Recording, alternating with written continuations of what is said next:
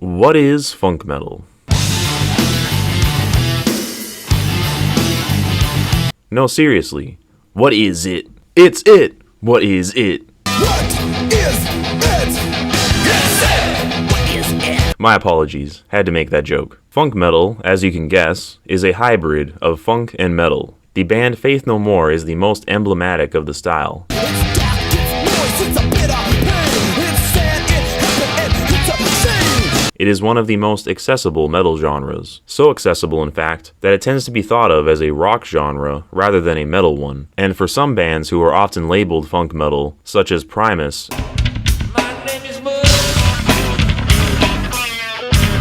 and Red Hot Chili Peppers, I really do struggle to consider these metal. They are much more at home being played on an alt-rock station than they would be on any metal one. Given this, it may be surprising that I have to compare and contrast it with groove metal. Back in the 90s, metalheads weren't quite as autistic with metal genres as we are today. Sometimes, groove metal was a term to describe funk metal, which makes sense, as it does have a pretty groovy sound to it, most especially due to the bass guitar, which is the most distinguishing feature of the genre. It's so cool, so hip, it's alright. It's so groovy, it's out of sight. When it comes to actual groove metal, however, it is a much more conventional metal sound. The most prominent example of groove metal is Pantera.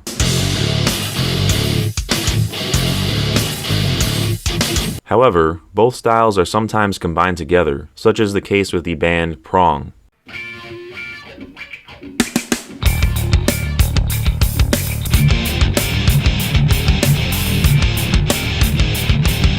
Prong themselves have flirted with various metal genres, from thrash metal to industrial metal, but a lot of their material is funk metal infused.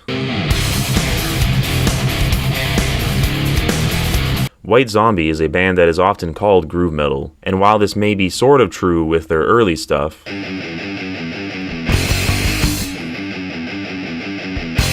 I would say that their sound consists more of a hybrid of funk metal and industrial metal.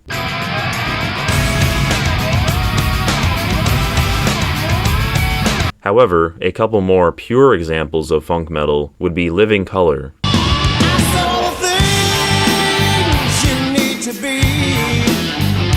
and Infectious Grooves.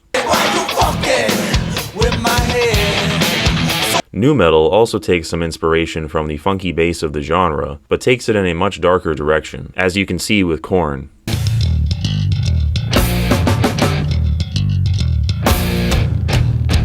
There is a sort of tragedy versus comedy dynamic between these two styles. Funk metal is rather light-hearted music, quite silly and happy, which is most likely why it has such mainstream success among metalheads and non-metalheads alike. Nu metal, at least in its original form, has a much darker tone.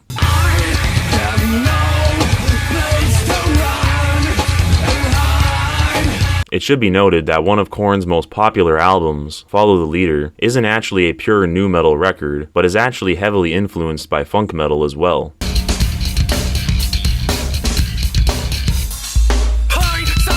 Which is likely why Freak on a Leash has become a bit of a meme.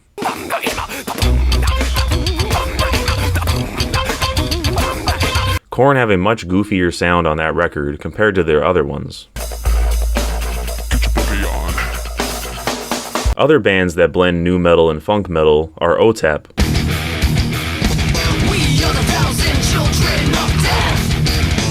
and Mudvayne.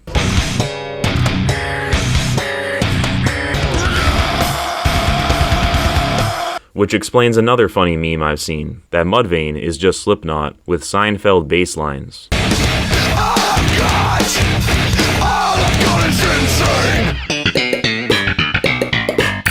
And speaking of Slipknot, believe it or not, they had a funk metal record before they got famous. Much like Pantera with their 80s glam metal records, Slipknot tend to sweep this record under the rug. In both cases, the bands had different vocalists at the time, and were essentially different bands altogether. But it is an interesting piece of metal history. It's not entirely funk metal, mind you. A fair bit of it sounds like normal Slipknot, but at moments it sounds like Mr. Bungle, as it gets rather funky and ridiculous.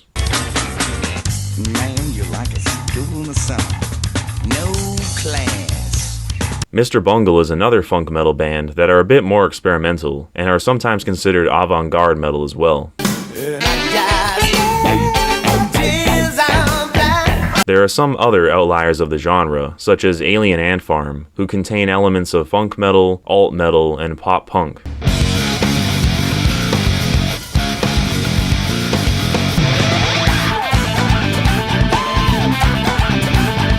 And the Dillinger Escape Plan, who blend in funk metal with their mathcore sound on at least one record, if not a couple.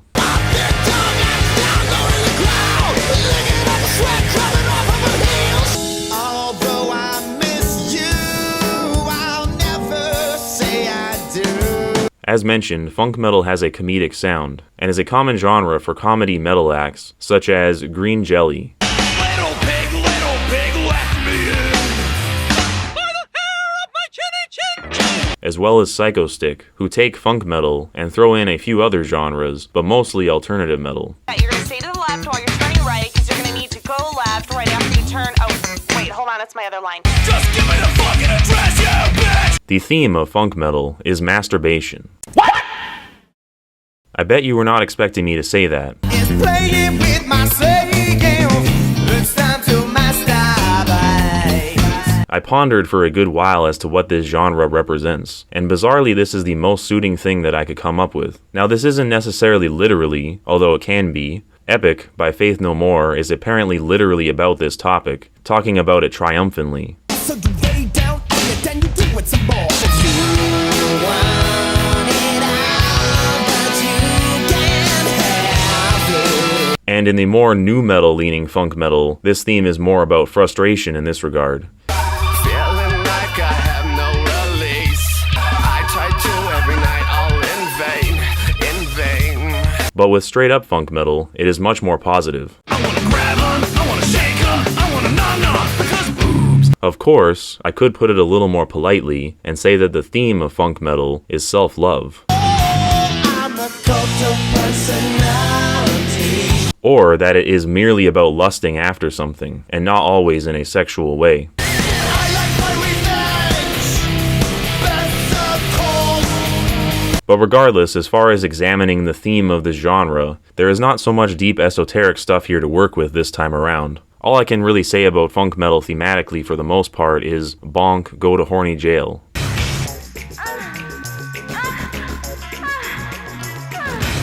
Just kidding, it's not all sexual, particularly if it's mixed with other styles. You snap your fingers. You snap your neck. And since I'm apparently Buzz Killington, I tend to prefer the more diluted funk metal most of the time, since I hate fun.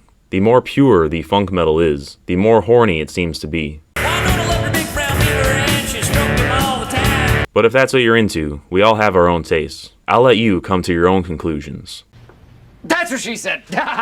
Our acculturation continues as we explore metal's overcomplicated genres.